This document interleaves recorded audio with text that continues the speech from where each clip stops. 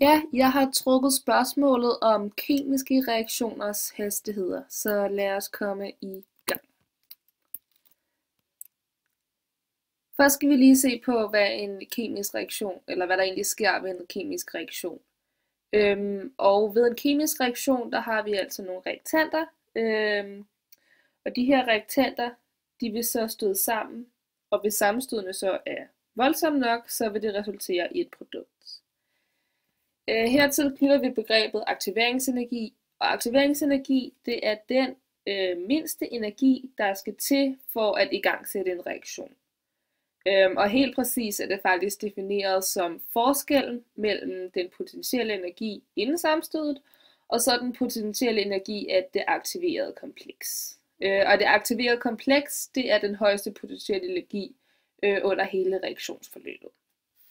Så aktiveringsenergien påvirker altså reaktionshastigheden, og den er altså så, forskellig fra reaktion til reaktion. Når vi snakker om reaktionshastighed, så opdeler vi det i gennemsnitlig reaktionshastighed og øjeblikkelig reaktionshastighed. Og ved gennemsnitlig reaktionshastighed, så kan vi tage udgangspunkt i produktet eller reaktant. Jeg har taget et eksempel med her, den her redoxreaktion, hvor vi har bromid og bromat som reaktanter i en sur opløsning, i det vi har en tilstedeværelse af H+. Det giver så produkterne dibrom og H2O. Så hvis vi skulle opskrive reaktionshastigheden, den gennemsnitlige reaktionshastighed for produktet dibrom, så vil det altså være tilvæksten af dibrom over et bestemt tidsinterval. Og det illustrerer den her graf også. Der tager vi altså tilvæksten af dibrom over et tidsinterval. Vi kan også opskrive den gennemsnitlige reaktionshastighed for en reaktant. Det opskriver vi som V stjerne, og så tager vi så tilvæksten af reaktanten over tid. Her er det vigtigt at bide mærke i, at man aldrig taler om reaktionshastigheden som negativ, så derfor sætter vi et minus for at vi får en positiv værdi. Så den her homogene reaktion har forskellige reaktionshastigheder for produktet og reaktanten. Og det er også derfor, vi nævner det med stjerne. Så vi kan altså se her for bromat og dibrom, der er forholdet 1:3. Så det vil sige, at reaktionshastigheden for produktet dibrom er 3 gange større end reaktanten, altså bromat. Ud fra det her udtryk, vi har opskrevet her, der kan vi se, at enheden må være molær per sekund. Men for meget langsomme reaktioner, så kan man opskrive enheden som molær per time. Det afhænger af reaktionshastigheden og derved også aktiveringsenergien. Ydermere der har vi øjeblikkelig reaktionshastighed. Og ved øjeblikkelig reaktionshastighed, der finder vi reaktionshastighed til et pågældende punkt, hvilket vi ser på grafen her.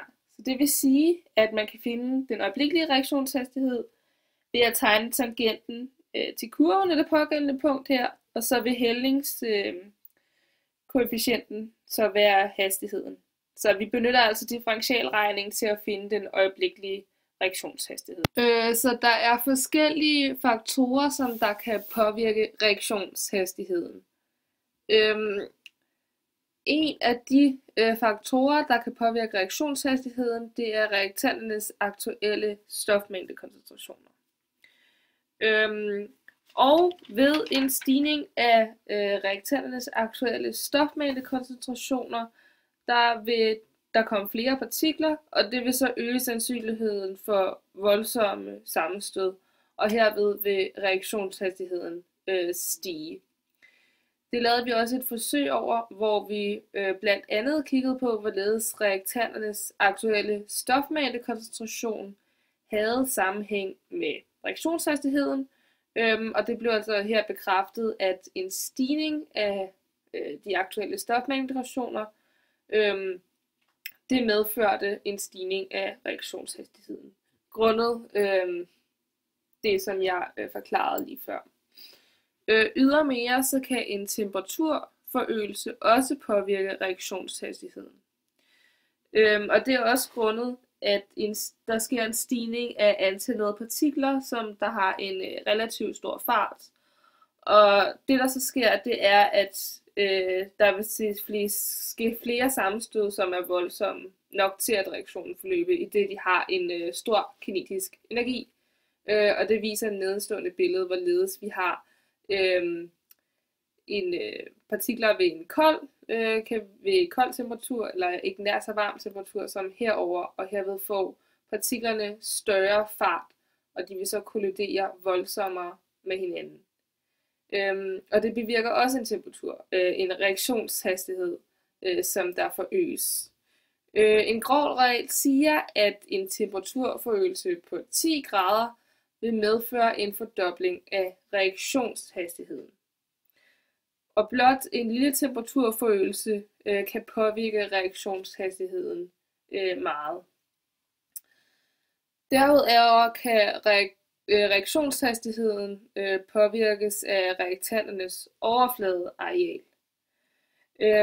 Og det er gældende for heterogene reaktioner, det vil sige reaktioner, hvor de indgående stoffer ikke har samme tilstandsform.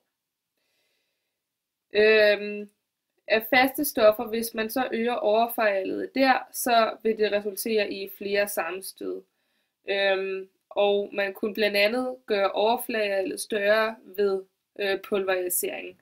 Så det vil også give en stigning i reaktionshastighed. Ydermere har vi en inhibitor, og en inhibitor, det er et stof, som der kan sænke en reaktionshastighed. I modsætning til dette har vi en katalysator, som er et stof, som ikke direkte forbruges i reaktionen, men det sænker aktiveringsenergien, således vi får en højere reaktionshastighed. Og det vil vi snakke mere om nu. Det er, man skelner mellem to former for katalysatorer, som vi også kan se her på billedet, så ser vi, hvorledes katalysatoren sænker aktiveringsenergien på den her energiprofil. Og herved vil der jo ske en stigning i reaktionshastigheden. En homogen katalyse er så en katalyse, hvor katalysatoren er på samme tilstandsform som reaktanterne eller reaktanten, mens en heterogen katalyse, der indgår katalysatoren ikke på samme tilstandsform som reaktanterne. Et kendt eksempel er hydrogenperoxid, som der kan spaltes på mange måder. Men med tilsætning af en katalysator kan denne reaktion så forløbe hurtigere. Og nedstående eksempel her viser, hvorledes vi har en homogen katalyse, i det vores katalysator jodid er på samme tilstandsform som hydrogenperoxid. Og den er så opskrevet med de to delreaktioner, hvor vi så ser, hvorledes jodid først omdannes, og så senere dannes igen, så derved forbruges den ikke direkte i reaktionen. Og den har så sænket aktiveringsenergien, således at den her spaltning af hydrogenperoxid foregår hurtigere. Vi kunne også lave en heterogen katalyse med hydrogenperoxid ved at tilsætte katalysatoren mangandioxid, og herved vil vi have fået samme produkter. I levende organismer har vi også katalysatorer, for eksempel, eller meget ofte kaldes de enzymer. Og enzymet katalase kunne også spalte hydrogenperoxid hurtigere. Ydermere har vi også noget, der hedder autokatalyse, og det er en kemisk reaktion, hvor et enzym katalyserer molekyler af sin egen slags. Og til allersidst her skal vi tale om formel og aktuel koncentration og hastighedsudtryk. Visse kemiske forbindelser vil omdannes, når de opløses for eksempel i vand, og det bevirker, at der ikke vil være den oprindelige forbindelse, da der blev afmålet, altså den formelle koncentration. Herved bruger man udtrykket aktuel koncentration, altså det, der angiver, hvad der rent faktisk er i opløsning i forhold til formel koncentration. Aktuel koncentration eller aktuel stofmængdekoncentration er den aktuelle stofmængde af stoffet A divideret med opløsning. Netop den aktuelle stofmængdekoncentration bruges i hastighedsudtrykket. Hastighedsudtrykket er givet som V, altså hastigheden, er lig med K gange A i ente, hvor A er reaktanten, mens K benævnes som hastighedskonstanten. N angiver, hvilken orden reaktionen er i. For eksempel havde vi det her forsøg med natriumthiosulfat plus syre, hvor vi fik nogle måledata, hvor hastigheden afhang med god tilnærmelsesvis lige nært med thiosulfationen. Og herved er det en reaktion af første orden, i det hastighedsudtrykket har en lineær sammenhæng, det vil sige V er lig med K gange A i første. Ydermere gælder det for en førsteordensreaktion, at koncentrationen af reaktanten A er eksponentiel i tiden, hvilket kan udledes ved hjælp af differentialligninger. Mens for en nulordensreaktion, der ser vi, at hastighedsudtrykket eller hastigheden er lig med K, altså hastighedskonstanten. Det var så lidt om kemiske reaktioners hastigheder og hvilke faktorer, der påvirkede den her reaktionshastighed. Jeg håber, det gav mening, og fortsat god dag.